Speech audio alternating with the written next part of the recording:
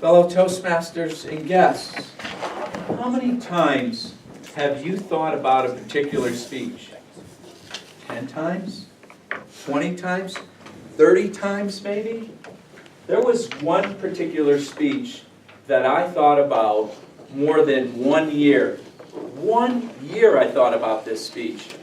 I would get up in the middle of the wee hours of the morning, and this speech, the theme would be dancing through my head. You see, this speech was one that I was required to do and honored to do. It was the father of the bride speech.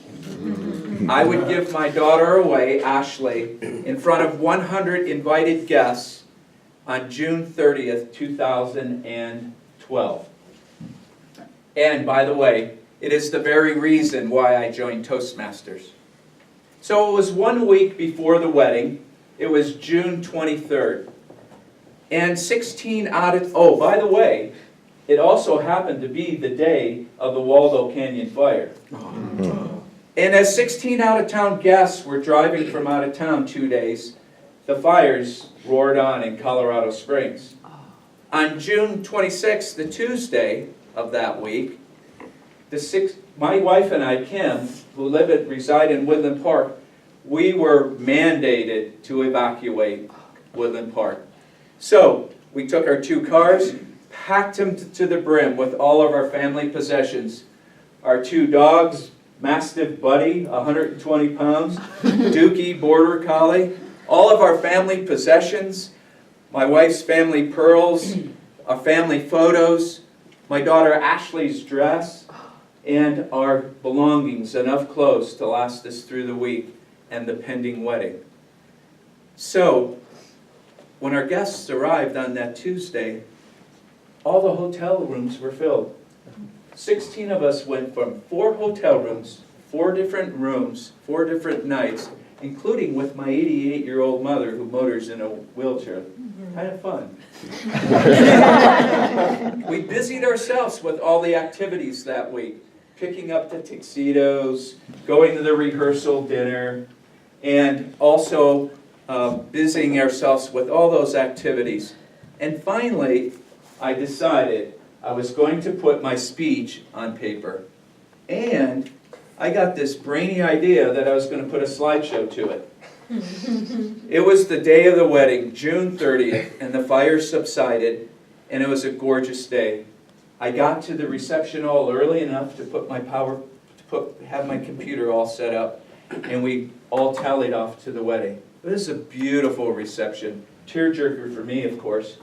And then we finally got to the reception hall, and it was time for me, finally, to deliver the father of the bride speech. But there was a problem.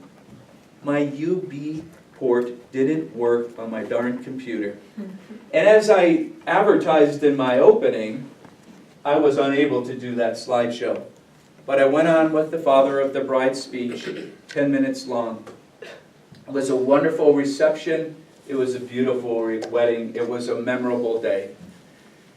All the guests left a couple of days later, and I sat down. I had a couple of days off of work, and I reflected on that wedding. And I asked my wife, what did that wedding cost me, by the way? And I also thought, how could I be a more effective speaker? So I Googled public speaking, and lo and behold, Toastmasters popped up. I didn't know what Toastmasters was. I thought it was a bunch of people who got together and toasted champagne all the time.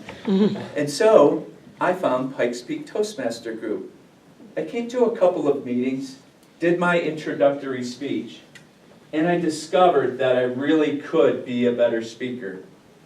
Be a better speaker by doing a powerful introduction that's memorized and having a solid body and having a conclusion that's powerful, that either calls people to action, inspires people, or simply entertains people. I discovered that I needed to use my voice more effectively, and I don't. Using the pause, learning how to use the pause button for effectiveness. I have this one voice, it's one volume, it's on all my evaluations, it's the leadership voice. I need to learn, I'm learning how to tone my voice down to use it more effectively in a speech. You all join Toastmasters to be better speakers. How to do a eulogy when you're called upon to do that speech, to memorialize someone. How to introduce a new employee, or do a toast at a wedding or a bar mitzvah. One of the things that I do every Wednesday when I go home, if I happen to win Toastmasters, I take my ribbon and I give it to my wife, and she plasters it on the refrigerator. And one that I'm most proud of is the red ribbon. You see, this ribbon I didn't win. It was the one for finishing the 10 speeches in my manual. And my wife said to me, now that you finished this red ribbon, this manual, now you can quit Toastmasters, right? I said to her, no, there's 12 more manuals, baby. Maybe I'll quit at 10. So I would like to leave you with a quote from a famous statesman, William Churchill.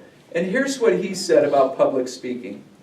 He said, speaking is like a women's skirt, long enough to cover the subject and short enough to keep them interested.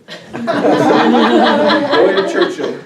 And oh, by the way, I never did find out what that wedding cost me, nor do I want to know.